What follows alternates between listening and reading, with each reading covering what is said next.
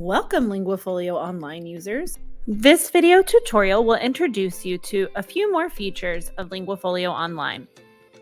All right, here's a few more features on Linguafolio Online on the student side. Something I want to show is how do I see what my teachers have said or anyone I'm working with and the feedback they've given me.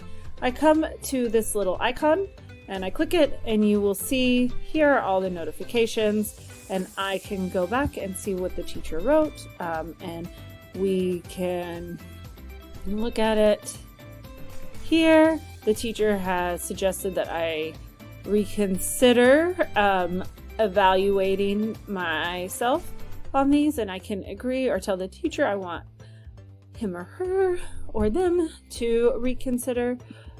In this case, I will hit agree, and then reconsider, and I can explain to my teacher why I feel like I evaluated as I should have. So that explanation should be detailed. Oops, explanation goes here. And I hit submit, and then my teacher will get a notification, and we can interact about that back and forth. So that's one thing that's important to know.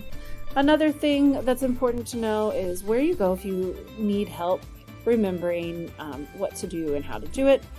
There I'll click tutorials and you'll see here are all PDF tutorials of everything I need to do in Linguafolio Online.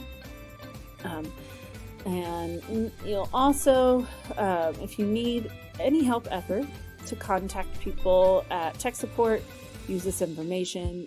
Screenshots are really helpful, but you can fill this out and that email is monitored during business hours daily. And lastly, the only thing we haven't really looked at is this can do. This can do state place gives you can upload evidence from here, but you also can just browse the can do statements to help you get ideas of what your own language learning goals should be. What additional features will you explore?